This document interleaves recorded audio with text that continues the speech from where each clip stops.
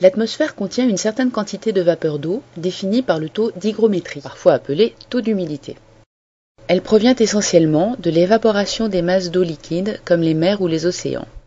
Sa répartition sur la Terre dépend des vents, des températures, etc.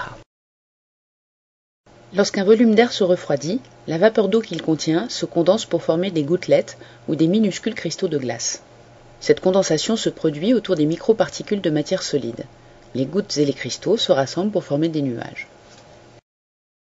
La cause principale de cette condensation est le refroidissement de colonnes d'air par élévation. Souviens-toi, l'air chaud a tendance à s'élever et se refroidir en altitude. Cette élévation provoque une première condensation liquide. Les gouttelettes d'eau continuent à s'élever portées par la colonne d'air. Elles se refroidissent encore pour passer à un état dit surfondu. À cet instant, elles attirent d'autres gouttelettes ou provoquent davantage de condensation. Si leur volume s'accroît suffisamment, elles tombent. C'est la pluie. À noter, les traînées de condensation d'un avion peuvent être à l'origine de légers nuages. Ces traînées sont causées par le refroidissement brutal des gaz d'échappement du réacteur des avions modernes.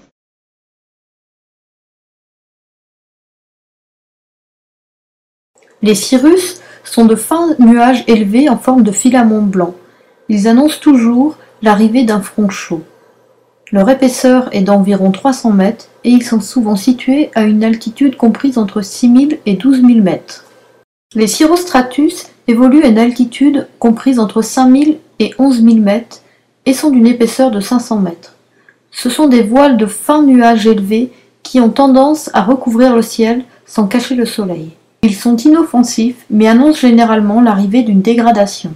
Ces moutonnements de fins nuages élevés étalés en nappe sont les cirrocumulus. Ils sont assez rares en France et annoncent l'arrivée d'un front froid ou chaud. Ils évoluent entre 5000 et 10 000 mètres d'altitude pour une épaisseur de 500 mètres en moyenne. Gris ou blanc, les altocumulus sont des nuages en forme de galets aplatis formant des nappes. Ne provoquant que rarement de petites précipitations, ils sont pourtant annonciateurs d'une dégradation orageuse généralement imminente. Ils évoluent entre 3000 et 5000 mètres d'altitude et font une épaisseur moyenne d'1,5 km. Fréquents sous nos latitudes tempérées, l'altostratus se forme généralement à l'approche d'une perturbation.